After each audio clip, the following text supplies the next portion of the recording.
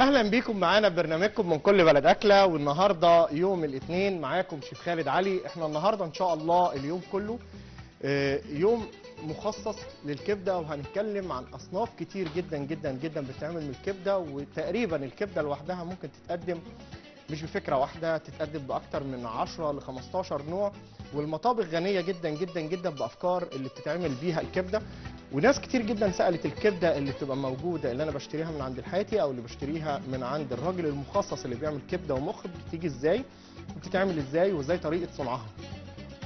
هنعمل النهارده ان شاء الله الكبده هنقدمها بكذا فكره مختلفه وكذا طريقه مختلفه، وهنروح لكذا مدرسه برضو مختلفه النهارده ونقدمهم مع بعض ونشوف الطرق ازاي وازاي ممكن تتعمل وازاي حضرتك بكل سهوله تقدري تقدمي من المطابخ دي كلها، تعملي ميكس او تعملي افكار مختلفه مع بعضها وتقدمي وتخلي سفرتك غنيه جدا جدا جدا، رغم ان الايتم الاساسي اللي عليها واحد وهو الكبده.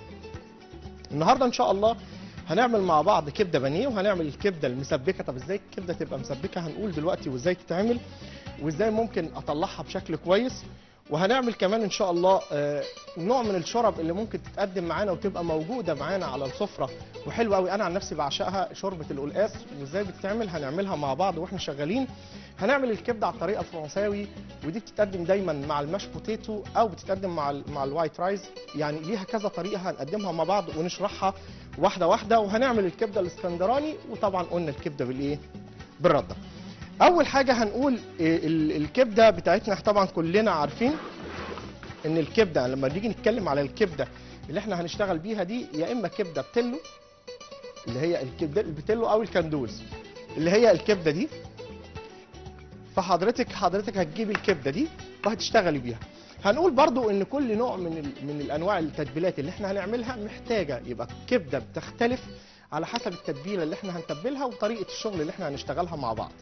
لو الكبده اللي انا هعملها محتاجه تتبيله مختلفه عن كل طبق عن التاني، فانا في الحاله دي بتبل كل حاجه لوحدها. يبقى اولا الكبده اللي انا بجيبها بختار الكبده يكون طبعا الذبيحه اللي انا جايب منها بتكون لسه فريش. لو بلدي لازم تبقى فريش 100%. لو انا جبتها فريش وحبيت اقطعها، هل اقطع الكبده عشان اطلعها سلايز او شرايح رفيعه ينفع اقطعها وهي فريش؟ لا، مش هينفع. يبقى لازم هجيب الكبده دي وهجمدها عندي في الفريزر عشان تبقى سهله ان انا اقطعها بالسكينه شرايح طويله.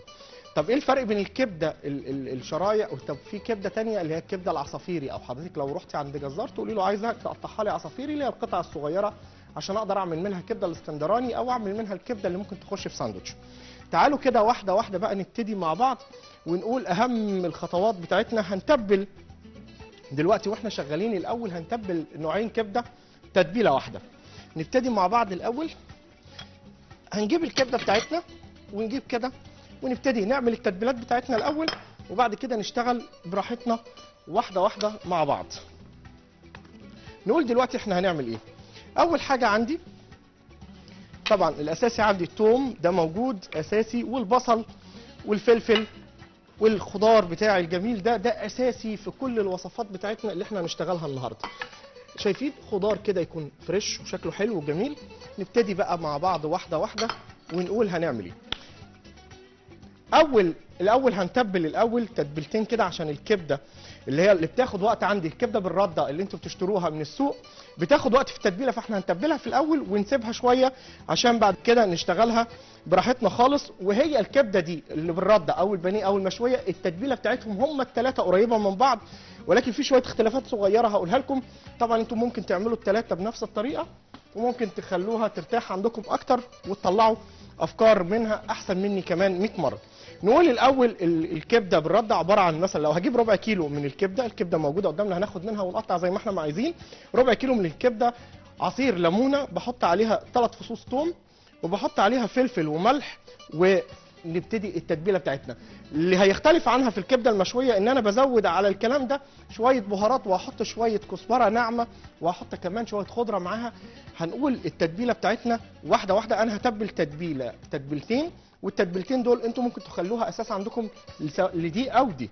اول حاجه هاخد بصله، يا اما حضرتك هتقطعيها يا اما هتضربيها زي ما انا هعمل كده. بصلايه واحده كده هقطعها عشان تبقى سهله عندي. ماشي. هاخد من 3 ل 4 فصوص ثوم. عندي اهو شويه كزبره. هاخد شويه بابريكا.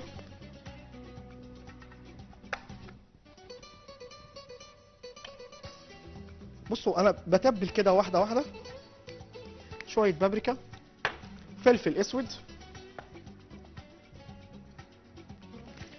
شويه جوز الطيب، ده انا بحبه بحطه مع كله، حضرتك برضو حره، ولكن جوز الطيب بتديني تيست حلو قوي. خلاص كده. اهم حاجه الكبده عندي اغسلها، بس خدوا بالكم الكبده لو نضيفه عندي ما يفضلش ان انا اغسلها كتير عشان ما تزفرش مني. طب انا يا شيف انا عايز اغسلها شويه. تعالوا بس واحده واحده مع بعض. عشان الكبده ما تزفرش مني لازم وانا بغسلها هغسلها بطريقه ظريفه واكون هشتغل بيها على طول. حلو كده. وابتدي ايه، هضرب الخليط ده كده مع بعضه ونقلب. يبقى الخليط بتاعنا واحده واحده مع بعضه كده، ونجيب معلقه ونقلبه.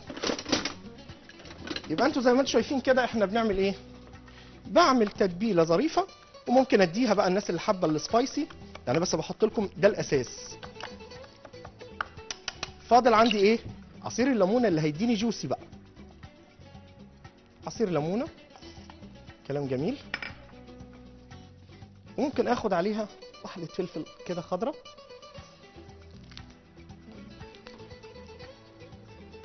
تعالوا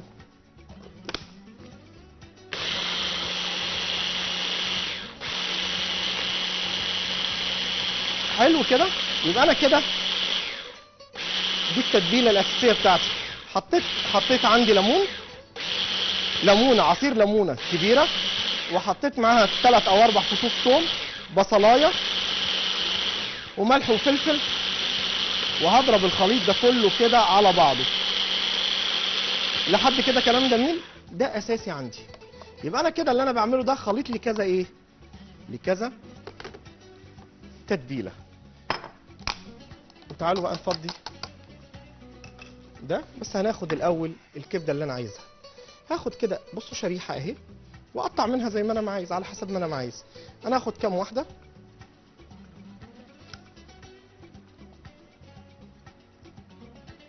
حلوين قوي دول، وهنزل بالتتبيله عليها.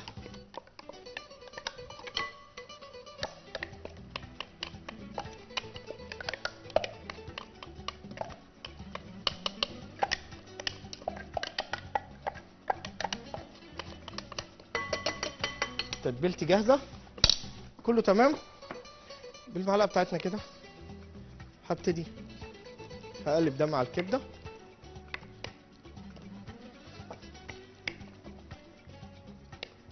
واحده واحده اهو.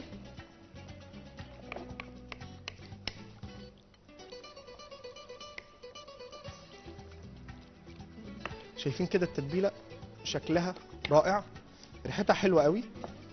خلاص. يبقى انا كده التتبيله بتاعتي خلصت. طب هعمل فيها ايه بقى، هركن التتبيله بتاعتي دي زي ما هي.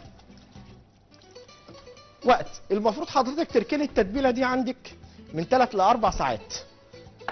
كويس. هتركنيها عندك، احنا هنركنها لحد ما نبتدي ايه، نحتاجها في الشغل ونبتدي نشتغل بيها. طيب دي خلاص كده حلو. يبقى انا عندي طبعا الدم ده راجع لان الكبده هي اصلا دم. يبقى الكبده هي في الاساس دم، فالطبيعي ان هي هتديني كده دم طبعا على الطبق كده، وده طبيعي لان الكبده هي دم متجلط. حلو. لحد كده انا بجهز طبعا الشوربه بتاعتي تسخن عندي. على ما تجهز معايا هحط انا بس القلقاس عندي في الشوربه دي عشان شوربه القلقاس يبتدي بس يستوي معايا. وهقول لكم القلقاس برده يتعمل ازاي.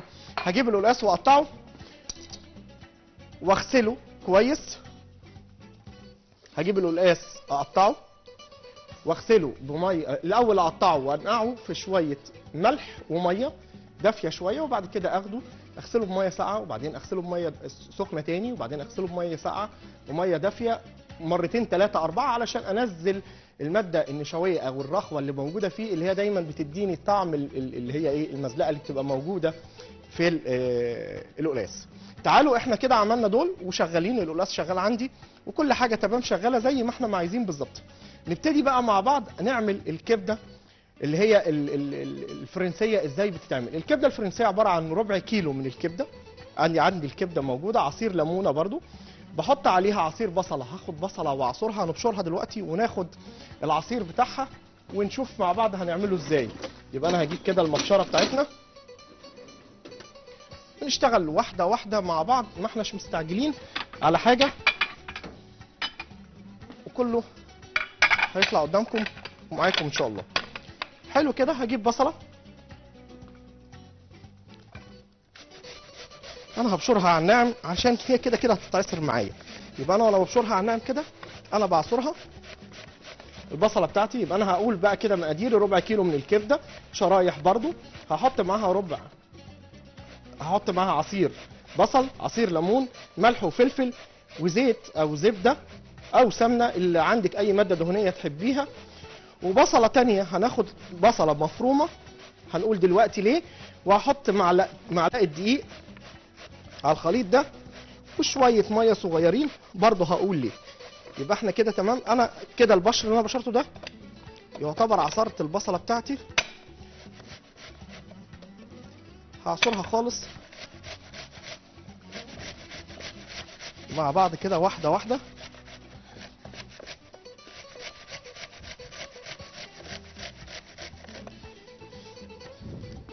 وتعالوا نعصرها ونطلع الميه بتاعتها عشان انا هحتاجها في التتبيله. هاخد البصله بتاعتي دي وابتدي اعصرها. اجيب الاول جوانتي،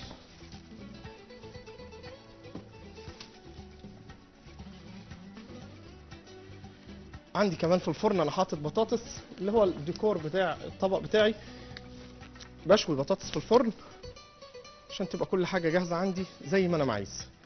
يبقى انا كده البصله بتاعتي اللي موجوده دي هعصرها،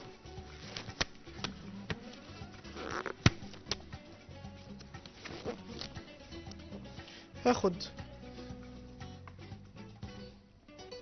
عصير البصله كده بعصرها واحده واحده،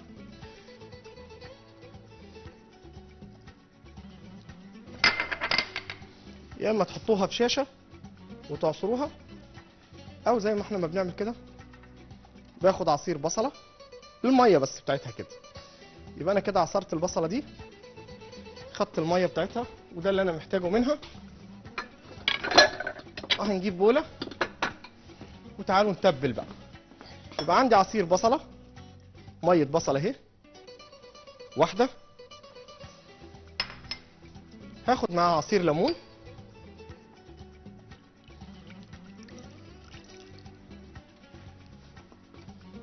هاخد معاها ملح، فلفل،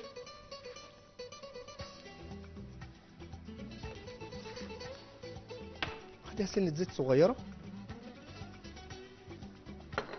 وتعالوا نقلب الخليط ده مع بعضه. يبقى احنا كده ماشيين واحدة واحدة مع بعض. يبقى مية بصل، ملح وفلفل وعصير ليمون. ده دريسنج تاني جميل ورائع وبسيط قوي وهيديكم نتيجة حلوة قوي. خلاص ده كده.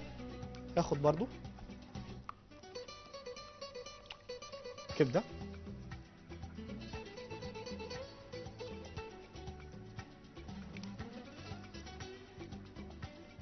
الكمية اللي انا عايزها احطها عندي كده، شريحتين كفاية عشان احنا هنعمل طبق واحد. يبقى الشريحتين دول برضو يبقى انا تبلت دول وهركنهم عندي هنا. يبقى احنا خلاص عندنا كده تبلنا تتبيله تاني. يبقى احنا عملنا اول تتبيله وخلصناها، وعملنا التتبيله التانيه وخلصناها. وتعالوا بقى نعمل مع بعض دلوقتي ايه الطبق اللي بعده، كبده اللي كلنا بنحبها اسكندراني. نعملها ازاي بقى مع بعض واحده واحده واحنا شغالين مع بعض. هنجيب طاسه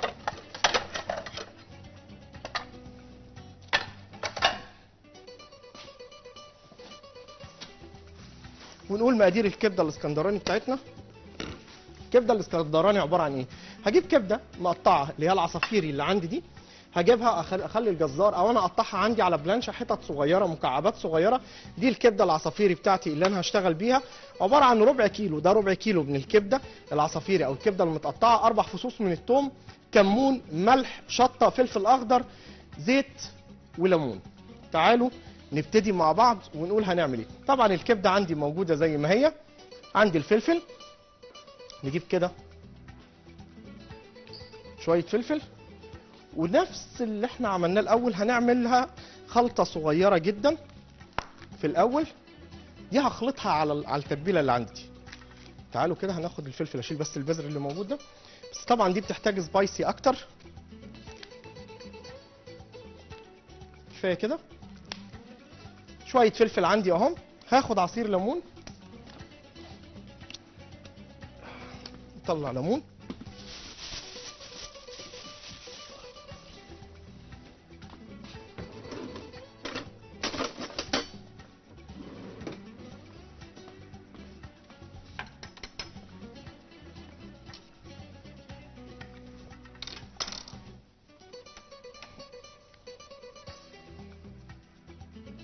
عصير ليمونه واحده كده.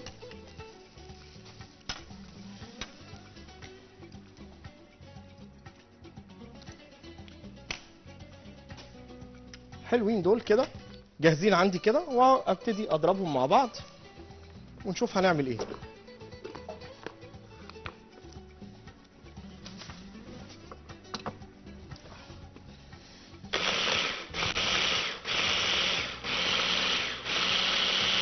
هاخد الثوم، احنا قلنا 4 فصوص او 5 فصوص من الثوم. حلو كده. خدوا بالكم احنا بنتبل كل حاجه واحده واحده.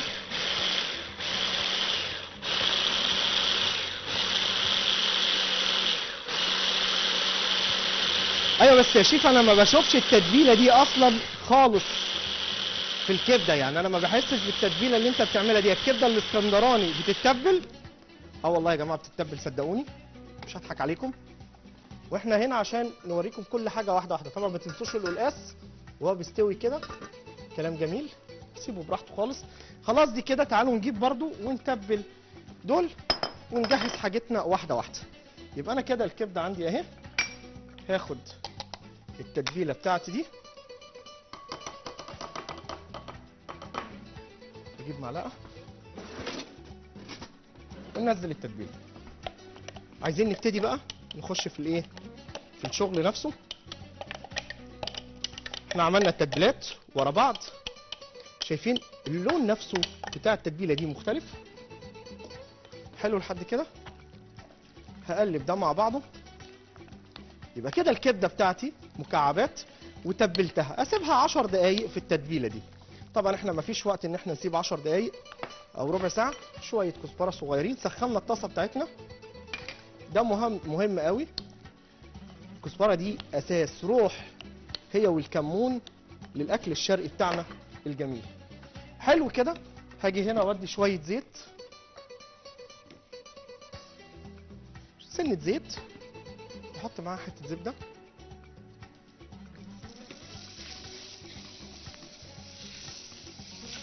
خلاص كده. طبعا التتبيله اللي موجوده دي يفضل ان انا اديها وقت. احنا هنبتدي نجهز كده.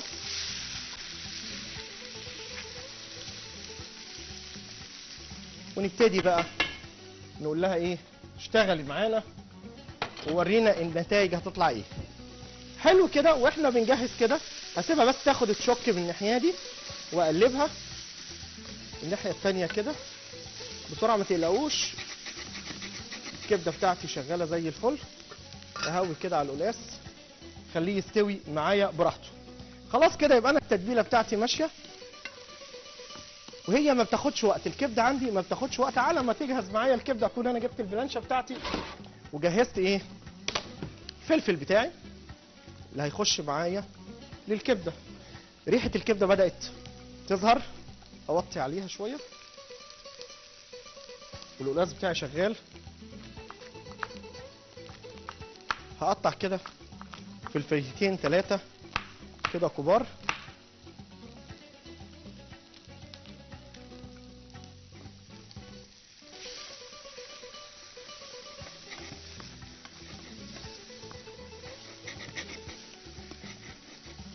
زي ما انتم شايفين الكبده استوت. لحقت استوت، لحقت. ولو سبتوها كمان في المارينيه شويه قبل ما تاخدوها على النار كانت هتبقى احلى واروع من كده كمان. خلاص كده، لا لسه هروح رامي عليها شويه الفلفل بتوعي دول اللي هم هيدوني بقى الايه، الطعم الجميل والرائع. طب يا شيف احنا بنشوف دايما بيبقى فيه حواليها نسبه دهون كده وبتاع. الدهون اللي بتبقى موجوده دي كلها بتبقى دهون حيوانيه، بيتحط عليها حته ليا، حته مش عارف ايه، تديها دهن كويس. منتظر طبعا تليفوناتكم، التليفونات معاكم على الشاشه موجوده، اتمنى ان انتم تتواصلوا معانا. يبقى احنا كده الكبده بتاعتنا جاهزه. هديها سنه بابريكا،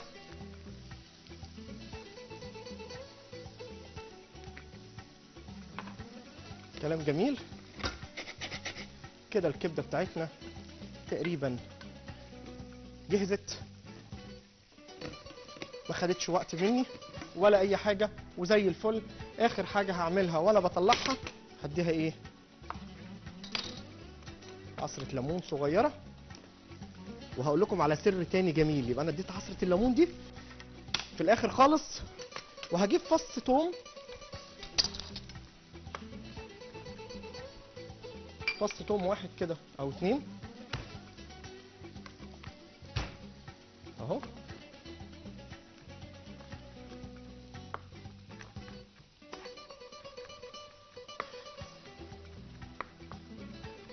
وهعمل ايه، هعمل حركه حلوه قوي هتعجبكم وجربوها هتعجبكم جدا. هدي رشه ملح عشان نفرم ده،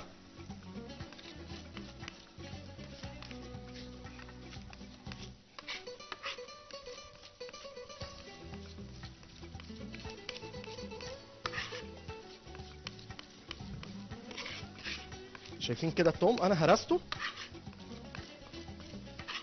وبعد ما هرسته كده تمام كده بقى جاهز عندي. سنه صغيره كزبره، وهاخد الكلام ده زي ما هو كده هرميه فين، على الخليط هنا في الاخر. وخلاص انا كده سويت، استوت معايا وريحتها بقت حلوه ولا اروع. وهروح رافعها من على النار وفيها فص الثوم اللي انا حطيته اللي هو ني ده، وهجيب اي غطا عندي، غطا كده، وهغطيها، هتمرها كده واسيبها. يبقى هي كده خلاص هتاخد بقى الحراره عندي وتفضل مكموره شويه. وبعد ما كمرتها كده 5 دقايق 10 دقايق اغرفيها وشم الريحه وقولي لي ايه الاخبار والطعم عامل ايه.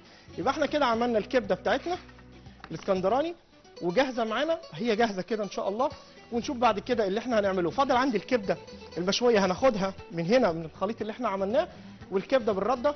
وتعالوا نعمل مع بعض كده في السريع كبده بتاعتنا البانيه. والبانيه دايما في الكبده انا ما بفضلش اللبن، يعني هو الاصل ان انت تدي شويه لبن مع بيض. انا ما بحبش اللبن، ممكن ما تديش لبن خالص وتعملي اللي انا هقول لك عليه، هتطلع معاكي حلوه قوي. الكبده المسبكه بقى، طب انت قلت يا شيف كبده مسبكه، الكبده المسبكه دي عباره عن ايه؟ هنعملها مع بعض دلوقتي ونقولها مع بعض واحده واحده. عباره عن ايه الكبده المسبكه؟ زي القلقاس كده بتاعنا وهو بيفور كده. القلقاس انا عايز اشوف القلقاس بس بتاعنا استوى ولا ايه الاخبار، لان القلقاس ما بيتحملش نار كتير. اعتقد ان هو كده ان شاء الله. انت شكلك بتحب القلقاس كده. القلقاس بتاعنا استوى، هاخده كده سنه.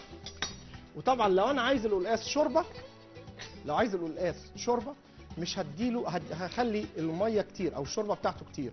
وطبعا بعمله بشوربه خضار او بعمله بشوربه فراخ زي ما تحبي حضرتك، وبسيبه يغلي عندي كويس جدا يستوي. بعد ما يستوي هنعمل الخلطه بتاعته او الطشه بتاعته اللي حضراتكم هتحبوها. هاخد كده على العين بتاعته كده، على العين دي طاسه كده فاضيه، وهاخد سلق، شويه سلق، شويه كزبره وعودين شبت. يبقى شويه سلق وشويه كزبره وعودين ايه، شبت. ادي الكزبره وادي السلق عندي. هاخد بس السلق ده هقطعه بسنه صغيره عشان ما يبقاش هايش معايا.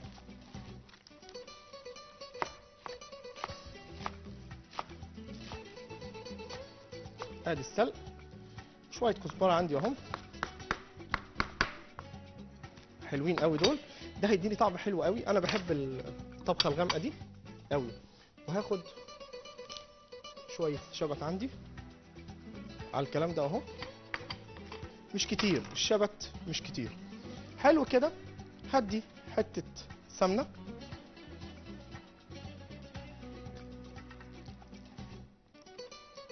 سمنه او زيت مفيش مشاكل خالص.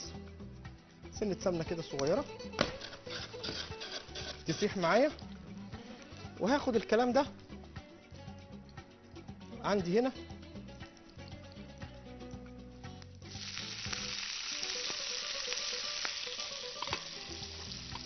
يدبل بقى. اسيبه لما يطلع ميته كلها ويدبل معايا. خلوه يغمق ما تقلقوش. ماشي كده عندي على النار اهو. يبقى احنا ماشيين مع بعض واحده واحده. اطلع اللي في الفرن استوى معايا وبقى جميل. احنا النهارده اجازه ولا ايه يا ريس؟ خلاص كده شويت البطاطس، هخليها جاهزه معايا. حلو. نقلب. هينزل ميته السلق خالص.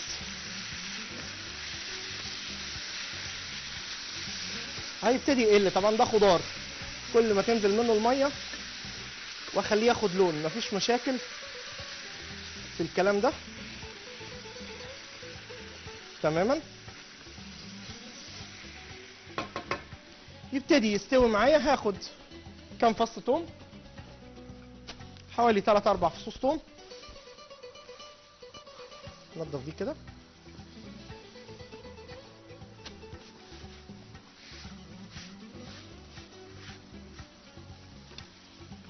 في مشكلة عندنا في التليفون ولا ايه يا ريس؟ منتظر تليفوناتكم يا جماعة ان شاء الله. يبقى احنا كده جاهزين.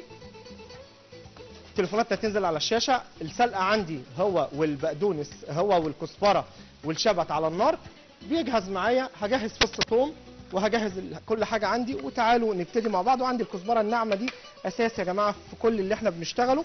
تعالوا واحدة واحدة نشتغل مع بعض. هاخد الثوم وابتدي افرمه، وهاخده عندي. الثوم بقى ايه؟ الطشه بتاعتنا الجميله. عارفين طشه الملوخيه؟ اكني بعمل طشه ملوخيه.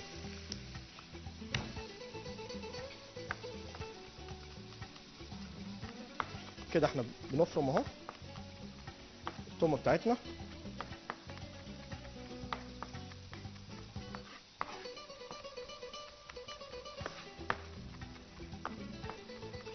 اللي باقي ولا اللي خلص؟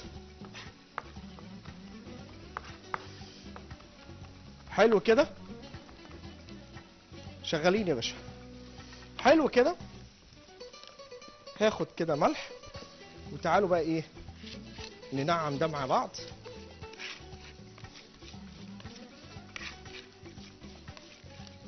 طبعا زي ما انتم شايفين انا الكامير اول طبق عندي زي ما هو حطيته بعد ما استوى وخلص. والتتبيله بتاعتنا للطبقين جاهزه وكل حاجه ماشيه تمام، مفيش مشكله خالص. خلاص كده جهزت الطشه بتاعتي.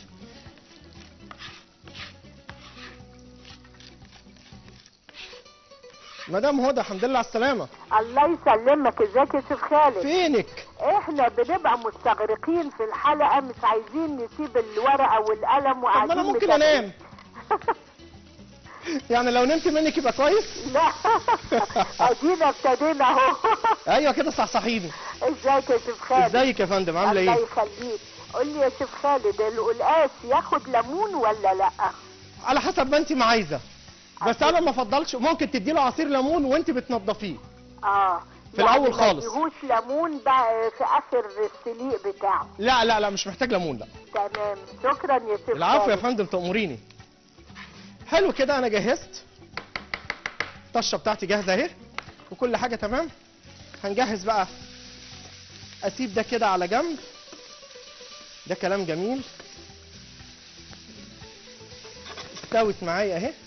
اسيبها لو انا عايز لونها اخضر كده مفيش مشاكل، لكن يفضل ان انا اسيبها كمان تنقص اكتر من كده. كل ما نقصت اكتر كل ما ادتني نتيجه احلى واروع. تعالوا بقى كده ايه نشغل الجريلا بتاعتنا. عشان نشوي. اشغل بس الجريلا.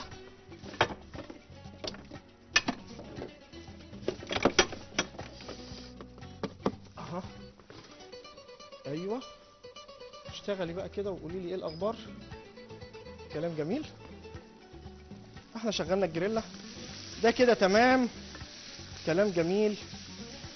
بصوا الريحه كمان بدات تظهر عندي اهو، السلق والشبت والكزبره بدات تظهر معايا. خلاص مكان الخلطه دي مش هتاثر معايا لان اللي فيها خضره جميله وتتبيله حلوه. هاخد الكلام ده عندي اهو على طول. فين؟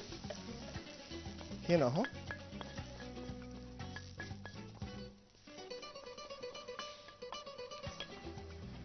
عينيا. انا ما اقدرش ما افهمش مدام هدى. حاضر. المخ هيطلع ان شاء الله اول ما اطبع الذبيحه. المره دي ما كانش فيها غير كبده. المره الجايه ان شاء الله اعمل لها المخ. عينيا حاضر. مدام هدى انا عارف. حلو كده. هفرم الكلام ده كده في الخلاط او في الكبه بتاعتي. بصوا لونه اخضر جميل ازاي. حلو لحد كده. يبقى احنا كده ماشيين مع بعض خطوه بخطوه. طيب بس دي كده حلو قوي.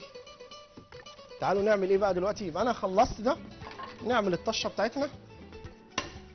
الطاسه بتاعتنا اهي الجميله على النار. ام احمد. ايوه ايوه يا شيخ. مساء ايوه الخير يا يا فندم. ازاي حضرتك؟ الله يسلمك يا شيخ. واموريني. بعد اذنك ممكن نحفظ البيض في الفريزر؟ احفظ الايه؟ البيض. البيض هتحفظيه ازاي؟ هل متكسر ولا تحفظيه بقشره؟ لا يا فندم، في كيس في الفريزر. ممكن تحفظيه تكسريه بس على طول يتحط في عبوه معزوله تماما، تتكيس كويس او تتقفل كويس قوي وما يخشلهاش اي هواء وتشفطي منها الهواء كامل وتحطيه في الفريزر. ويفضل لو انا هحط البيض كامل، لو هحط بيض كامل اضرب البيض مع الصفار بالمضرب كده اقلبه، اخلط الاثنين على بعض. ليه؟ علشان حبيبات البروتين اللي موجوده في صفار البيض هتتجلط. لو اتثابت لوحدها البيض مع الزلال ده لوحده، الصفار والزلال لوحده ده زي ما بينزل من الفرخه او بينزل من البيضه، في الحاله دي هتلاقيه الصفار تجلط، ولما تيجي تسويه تلاقيه ادالك كلاكيع او كتل. فيفضل ان حضرتك تضربيه بمضرب وتكيسيه وتشيليه بعد كده تطلعيه تشتغلي بيه زي ما انت ما عايزه. تضربي بيه سبونج مش هيقول لك لا، تشتغلي بيه تعملي بيه اومليت ولا هيقول لك. لمده قد ايه يا شيخ؟ يعيش معاكي لمده 3 شهور لو انت الفريزر بتاعك ما بيتفصلش. ايوه يا فندم. ميرسي خالص. تحت امرك يا فندم تأمريني. ميرسي ليكي وميرسي لاتصالك.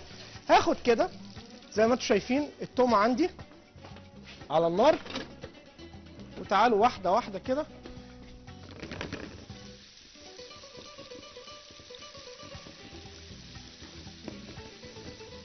شويه كزبره،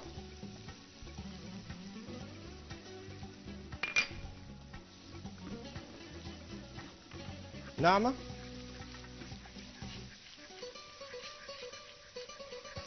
كل ده كده تمام. عايزها شوربه زياده ماشي، عايزها قليله هنقص منها شويه. انا طبعا غليت بزياده. حلو دول كده كفايه. وعلى النار مصطفى. الو مصطفى. السلام عليكم. عليكم السلام. ازيك يا درش؟ ازيك يا شيخ، حضرتك عامل ايه؟ انا كويس طول ما انت كويس يا حبيبي. ممكن بس اسال حضرتك سؤالين؟ اتنين. اول واحد، ماما بتقول لحضرتك سيرة بالبابا ممكن ينفع تسقي منه البسبوسه؟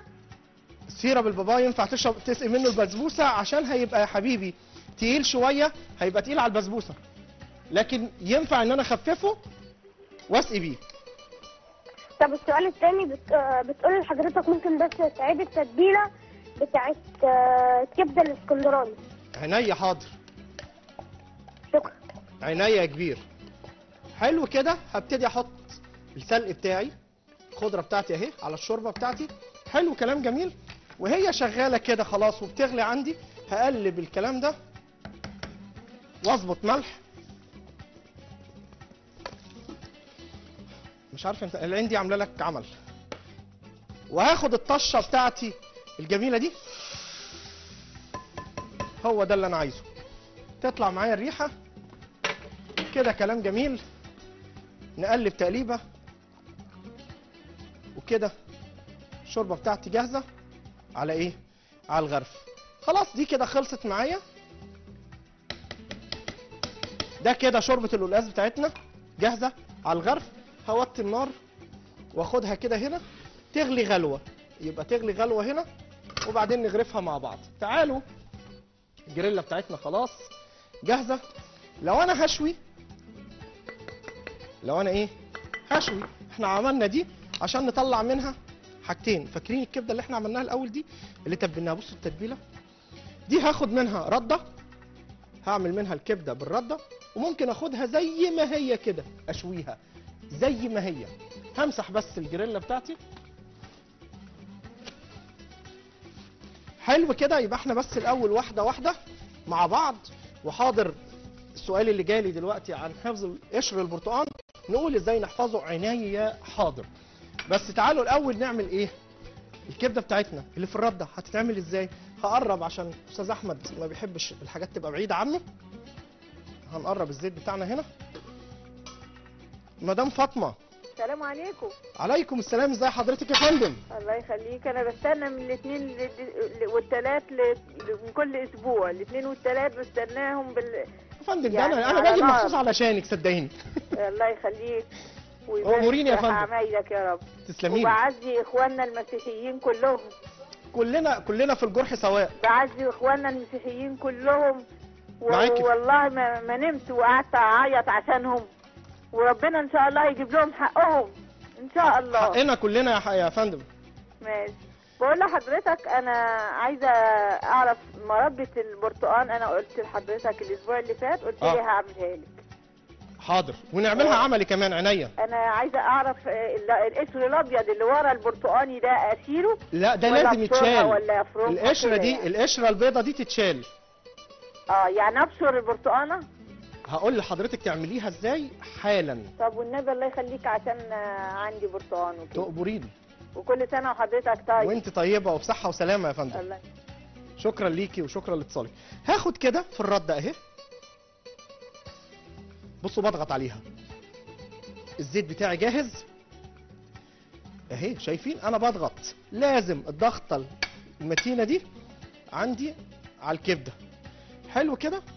وتعالوا نجرب.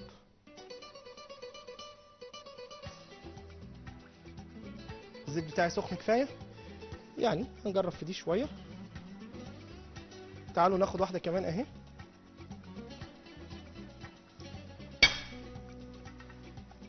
هنا ممكن تعملي حركه ظريفه قوي، تخلطي في الرده دي معلقه دقيق، عشان خدوا بالكم الكبده ما بتاخدش وقت، والتتبيله اللي احنا عملناها دي تخليها تنزل في الرده على طول وتطلع.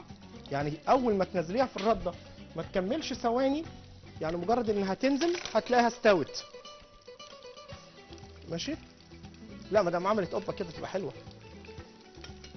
حلو الكبده بتاعتي اهي زي الفل. هقطع دي عشان تبقى قطعه صغيره شويه. حلو كده. ونجيب كده منديل وطبق ونبتدي نطلع واحده واحده.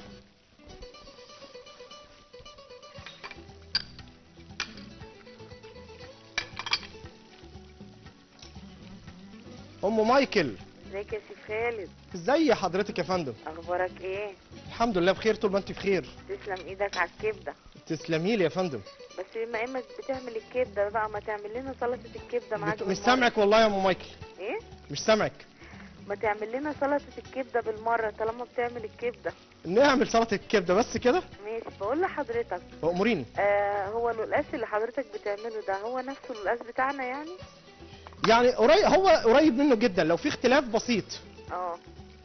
يعني بس ده جربيه. الأكتر ده اللي بنعمله؟ لو عايزاه اكل، لو عايزاه تاكليه كده على السفره، ممكن حضرتك بس تحطي ايه، تزودي عليه شويه ايه، تقللي الشوربه فيه. طب لو انت حضرتك- عايزاه شوربه بتزودي المرق بتاعه او الشوربه بتاعته. طب حضرتك في مقوله ان في ايه يا فندم؟ لما بيتغسل بيفقد قيمته الغذائيه. لما بيتغسل ايه يا فندم؟ بيفقد قيمته الغذائيه. ما احنا بنقول احنا بنغسله شويه شويه بميه دافيه اصل وميه احنا ساقعه. متعودين نمسحه بالليمون.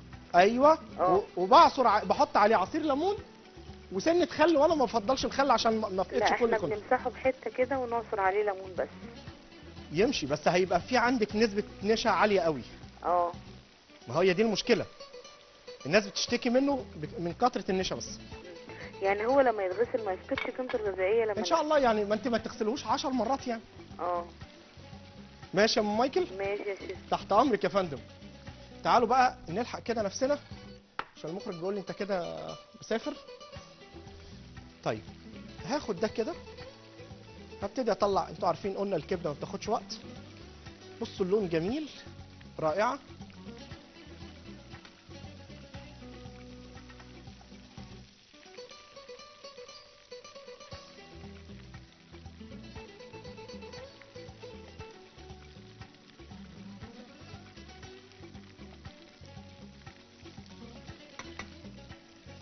كلام كويس. نشوف كده حته بس استوت عشان مستويه كلها اهي.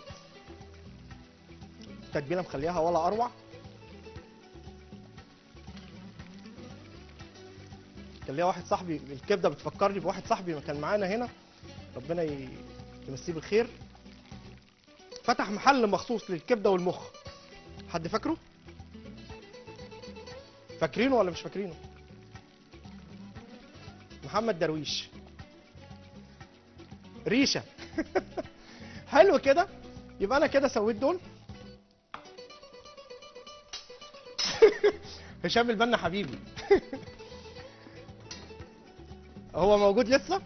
طبعا برحب بشيف هشام البنا معانا موجود في الاستوديو كمان. حاضر يا اتش. تعالوا كده ناخد ايه، شايفين دي زي ما هي كده، هقطعها برضو هنا.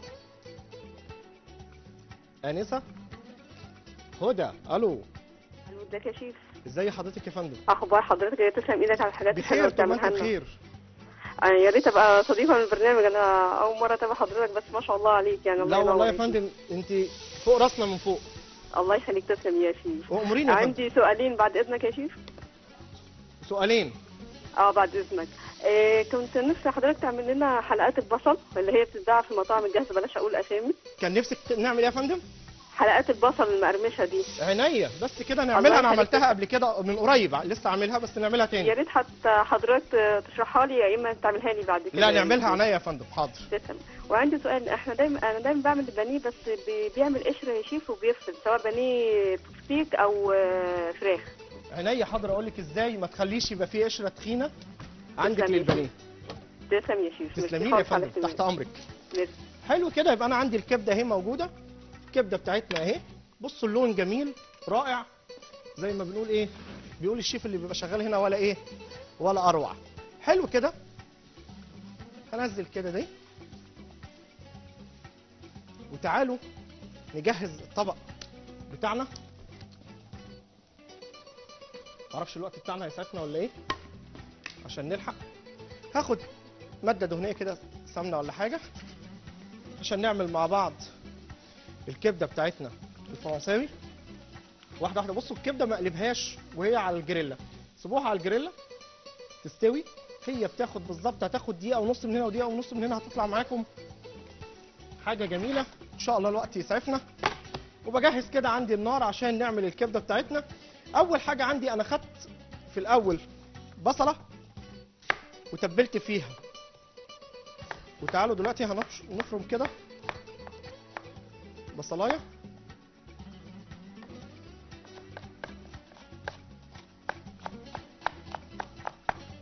تقطيعه كده. حلو كده. البصلايه بتاعتي جديده جاهزه، بس الطاسه بتاعتي تسخن. انت بتحب العين دي، والعين دي ضعيفه شويه. كبده البانيه نفس الكبده اللي احنا عملناها الاسكندراني، بس هاخد نفس التتبيله بتاعتي، هاخد منها الكبده وهعملها معايا وانزلها في لبن، سنه لبن صغيره ومعاها بيضه، وتقلب كويس جدا. بعد كده اشيل الكلام ده كله واروح نازل فين؟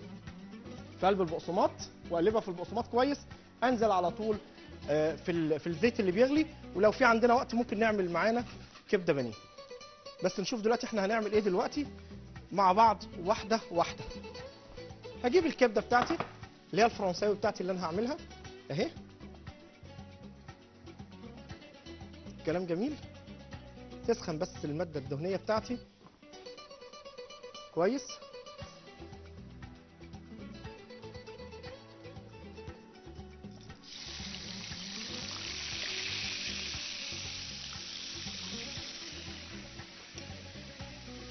وتعالوا نقلب دي كده.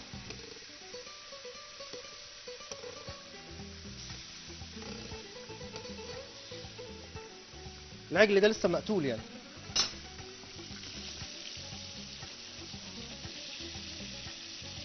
واحده واحده كده يعني، حتى بيقولوا كبر. اخد دي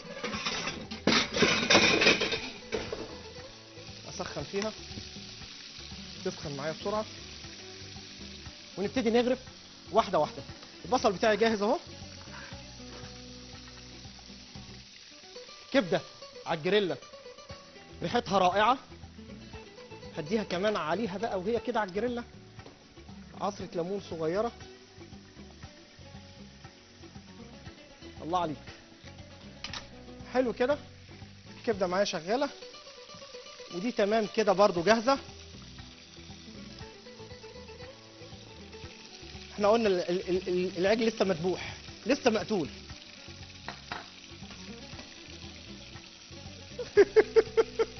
حاضر. حلو كده، يبقى انا جاهز اهو. هاخد برضو، هنلحق ان شاء الله، ما انا عشان كده خدت طاسه كمان، واخد دي كمان هنا. تبتدي معايا وما بتاخدش معايا وقت. هقلب دي عشان انت بتحب النار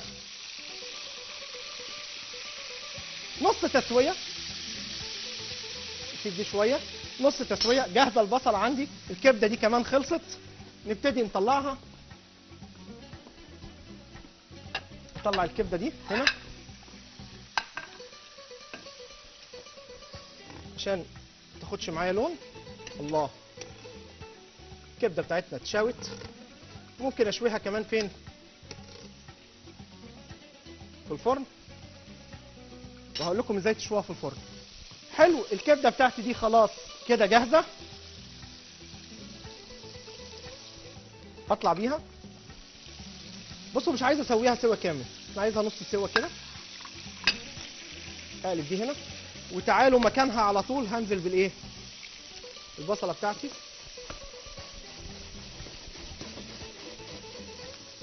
تدبل كويس كده.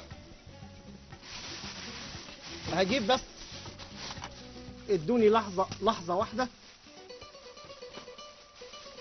هشام البنا جه سلم عليا، خلاني نسيت كل حاجه. اما بشوف هشام بنسى كل حاجه. هاخد معلقه دقيق زي ما انتم شايفين كده. معلقه دقيق هنا مع البصل. يبقى احنا بنعمل ايه؟ الكبده بتاعتنا الاسكندراني بتاعتنا الجميله، الفرنساوي اسكندراني ايه بس. حلو كده. البصله عندي مفرومه والدقيق، يبقى كأني بعمل رو عادي. ودي خلاص كمان بقت زي الفل. الرو بتاعي جاهز. شويه ميه حلوين. ليه ميه يا شيف؟ انا افضل هنا ميه. هجيب تقريبا كوبايه ميه، طبعا عشان الوقت. اطفي دي بس.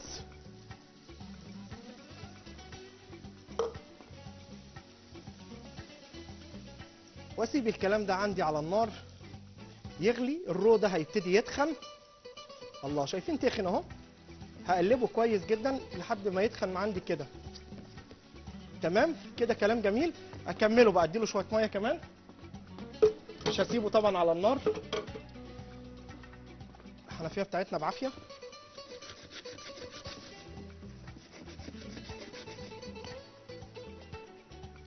هاخد دي احسن.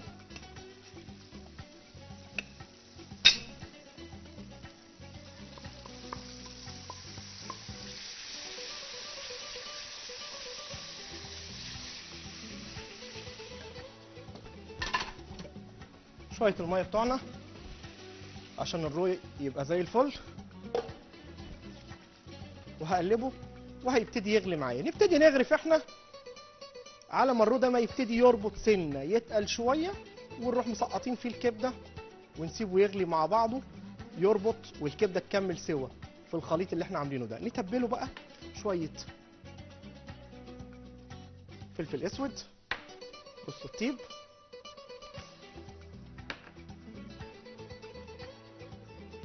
بدأ يربط معايا اهو ويتقل. ممكن انقله على العين الاعلى شويه يا ابو حميد، ونبقى نرجعه براحتنا تاني في الاخر.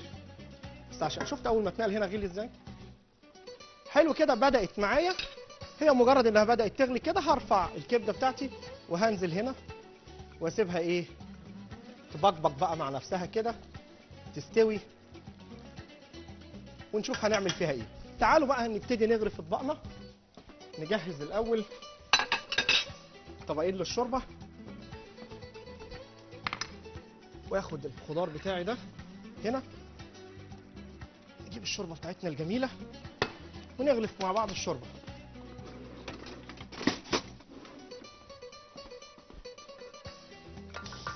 الله، هاخد كده الشوربه بتاعتي اهي. طبعا الشتاء بيحب الايه، اللمه، بيحب الشوربه، خصوصا الجو الجميل اللي احنا عايشينه ده. حلو كده، منديل قدامنا قد ايه كبير.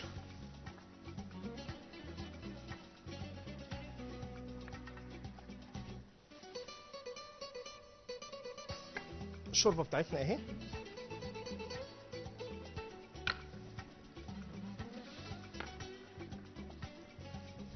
حلو كده، عندي اهي زي الفل شغاله ولا اروع، وهي هتربط مع نفسها. وتعالوا نقدم اطباقنا بقى. ناخد الكبده بتاعتنا اللي بالرده دي الجميله. فاضل قدامنا قد ايه يا باشا؟ عينيا عينيا عينيا كده. هاخد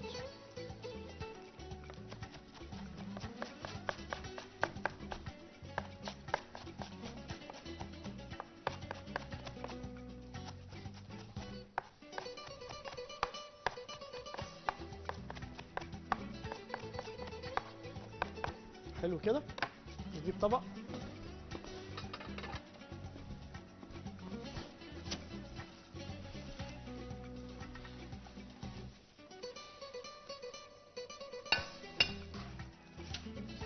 تعالوا بقى ايه ناخد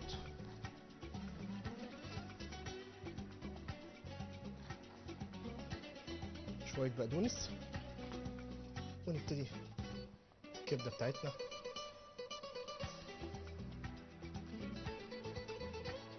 حلو، كلام جميل كده. الكبده بتاعتنا لونها جميل، ريحتها جميله.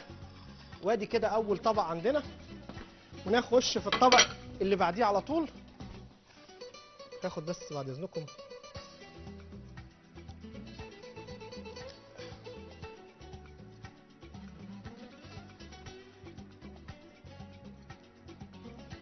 شبك كده عليها. تعالوا ناخد الكبده الاسكندراني بتاعتنا اللي احنا عملناها، وناخد طبق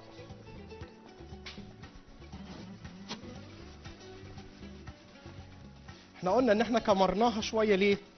علشان ريحه التومه الكزبره اللي احنا حطيناها في الاخر تظهر معايا. وانا عايز اقول لكم ريحتها وطعمها ان شاء الله هيبقى ولا اروع. حلو كده، الكبده بتاعتنا خلصت.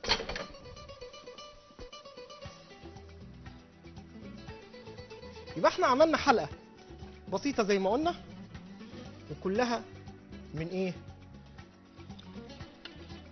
من عجل واحد قتلناه.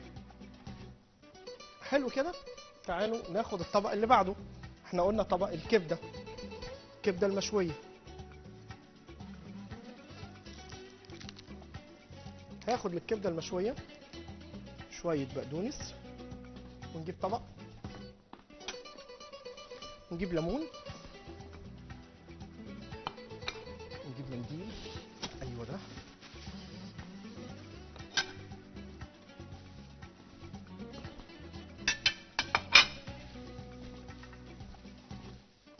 ونروق كده حاجتنا. خلاص دي قالت انا كده جاهزه، ودي كده جهزت عندي. خلاص كده احنا الكبده بتاعتنا اهي.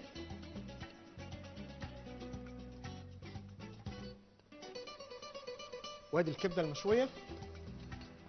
تعالوا ناخد اللي بعديها على طول. واحنا ايه، اتمنى طبعا الحلقه تكون عجبتكم. الافكار كتير وانتوا احسن مننا وتقدروا تطلعوا افكار احسن من كده بكتير. تابعونا على طول واحنا ان شاء الله دايما معاكم. حاضر، هنطلع كل اللي عندنا عشان احنا بنحبكم. هناخد الطبق ده من كورس ده. حلو كده، يبقى احنا قدمنا لكم النهارده اكتر من نوع رائع. خلاص كده وصلنا معاكم لنهايه الحلقه بتاعتنا، وقدمنا لكم افكار من الكبده المختلفه. وتعالوا نغرب بس طبقنا. اتمنى ان تكون الحلقه عجبتكم. وكده شكرا ليكم. السلام عليكم. والصوص بتاعي بنزل بيه كده اهو، ورص البطاطس. يبقى احنا كده تمام. شكرا ليكم. السلام عليكم، واتمنى ان الحلقه تكون عجبتكم. جربوا وردوا علينا.